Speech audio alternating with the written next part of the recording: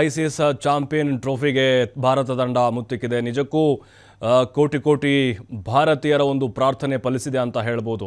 ಯಾಕಂತ ಹೇಳಿದ್ರೆ ICC ಈ ಒಂದು ವರ್ಲ್ಡ್ ಕಪ್ಪನ್ನು ಗೆಲ್ಲಬೇಕು ಅಂತ ಹೇಳಿ ಸಾಕಷ್ಟು ಕನಸುಗಳನ್ನು ಭಾರತೀಯರು ಕಂಡಿದ್ದರು. ಅದರಲ್ಲೂ ಒಂದು ಡಿಸೈಡಿಂಗ್ ಮ್ಯಾಚ್ ಅಂತ ಹೇಳ್ಬೋದು ಇವತ್ತಿಂದು ನ್ಯೂಜಿಲೆಂಡ್ ವಿರುದ್ಧ. ಯಾಕಂತಂದರೆ ಟಫ್ ಫೈಟ್ ಕೊಡ್ತಾ ಬಂದಿತ್ತು ಕೂಡ. ಹೌದು, ಅದು ಅಂದರೆ ಸೌತ್ ಆಫ್ರಿಕಾ ವಿರುದ್ಧ ನ್ಯೂಜಿಲೆಂಡ್ ಕೂಡ ಆಡಿದಾಗ ಒಂದು ಒಳ್ಳೆ ಟಫ್ ಫೈಟ್ ಕೊಡುತ್ತೆ ಅಂತ ಎಲ್ಲರೂ ಅಂದ್ಕೊಂಡಿದ್ರು. ಬಟ್ ಇವತ್ತು ಹಾಗೆ ಆಗಿದ್ದು. ಬಟ್ ನಮ್ಮ ಸ್ಪಿನ್ನರ್ಗಳ ದಾಳಿಗೆ ಆ ಒಂದು ಅಲ್ಲಿನ ಬಲಿಷ್ಠ ಬ್ಯಾಟ್ರಿಗಳನ್ನು ಕೂಡ ತಡೆಯುವಲ್ಲಿ ಆರಂಭದ ಹಂತದಲ್ಲೇ ಸಕ್ಸಸ್ ಕಾಣ್ತು ಟೀಮ್ ಇಂಡಿಯಾ ಅಂತ ಹೇಳ್ಬೋದು. ಬಟ್ ಅದೆಲ್ಲವನ್ನು ಮೀರಿ 252 ರನ್ನ ಗುರಿಯನ್ನು ಭಾರತ ತಂಡ ಮುಟ್ಟಿದೆ. 6 ಬೌಲ್ಗಳು ಬಾಕಿ ಇರುವಂಥ ಟೈಮ್ನಲ್ಲೇ ಟೀಮ್ ಇಂಡಿಯಾ ಗೆದ್ದು ಬಿಗಿದರು. ನೋಡಿ, ರೋಹಿತ್ ಶರ್ಮಾ ಏನಿದ್ದಾರೆ ಉತ್ತಮವಾದಂಥ ಒಂದು ಫಾರ್ಮ್ಗೆ ಮರಳಿದ್ರು ಅಂತ ಹೇಳ್ಬೋದು. ಯಾಕಂತ ಹೇಳಿದ್ರೆ 7 ಬೌಂಡ್ರಿ ಜೊತೆಗೆ 3 ಸಿಕ್ಸರ್ಗಳು ಹೊಡೆದು 76 ಟೋಟಲ್ ಗಳಿಸಿದರು.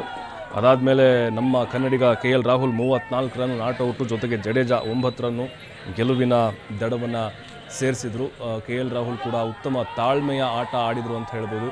ಯಾಕಂದರೆ ಹಾರ್ದಿಕ್ ಪಾಂಡ್ಯ ಬಂದರು, ಹೊಡಿಬಡಿ ಆಟ ಶುರು ಮಾಡಿದ್ರು ಅವರು, ಬಟ್ ಕ್ಯಾಚ್ ಕೊಟ್ಬಿಟ್ರು. ಅದಾದಮೇಲೆ ಮತ್ತೆ ಆತಂಕ ಶುರುವಾಯಿತು. ಜಡೇಜಾ ಇದ್ದರು, ಇನ್ನೂ ಕೂಡ ಹೋಪ್ ಕಳ್ಕೊಂಡಿರಲಿಲ್ಲ. ನೋಡಿ, ನ್ಯೂಜಿಲೆಂಡ್ ಕೂಡ ಆರಂಭದಲ್ಲಿ ವೇಗವಾಗಿ ಅವರು ಸ್ಟಾರ್ಟಿಂಗಲ್ಲಿ ಭಾಳ ಸ್ಪೀಡಾಗಿ ಆಡಿದರು. ರಚಿನ್ ರವೀಂದ್ರ ಕೂಡ ನಮ್ಮ ಭಾರತೀಯ ಬೌಲರ್ಗೆ ಕಡಕ್ಕೆ ಶುರು ಮಾಡಿದರು. ಅದಾದಮೇಲೆ 50 ರನ್ ಕಲೆ ಹಾಕಿದರು. ಜೊತೆಗೆ ವಿಲಿಯಮ್ಸನ್ ಆಗಿರ್ಬೋದು, ಅದರ ಜೊತೆಗೆ ಮಿಚ್ಚೆಲ್ಲು, ಇವರೆಲ್ಲರೂ ಕೂಡ ಆರಂಭದಲ್ಲಿ ಉತ್ತಮ ಆಟ ಆಡಿದರು. ಆದರೆ ಸವಾಲಿನ ಒಂದು ಮೊತ್ತ ಅಂತ ಹೇಳ್ಬೋದು. ಡೆರಿಲ್ Mitchell 63, Mitchell ಬ್ರಿಸ್ವೆಲ್ 53, Rachin Ravindra 37, Glenn Philips 34. ನೋಡಿ, ಕುಲ್ದೀಪ್ ಯಾದವ್ ಮತ್ತು ವರುಣ್ ಚಕ್ರವರ್ತಿ ಇವರು ತಲಾ 2 ವಿಕೆಟನ್ನು ಪಡೆದರು. ಕಮಲ್ ಮಾಡಿದರು ಸ್ಪಿನ್ನರ್ಗಳು. ಇಬ್ಬರು ಉತ್ತಮವಾಗಿ ಬೌಲಿಂಗ್ ಮಾಡಿದ್ರಿಂದಾಗಿ, ಯಾಕಂದರೆ ಸ್ಪಿನ್ನರ್ಗಳಿಗೆ ಪೂರಕವಾದಂಥ ಒಂದು ಪಿಚ್ಚು ದುಬೈ ಪಿಚ್ಚು, ಇದು ಅನುಕೂಲ ಆಯಿತು ಟೀಮ್ ಇಂಡಿಯಾ ನ್ಯೂಜಿಲೆಂಡ್ ತಂಡವನ್ನು ಕಟ್ಟಿ ಹಾಕಲಿಕ್ಕೆ.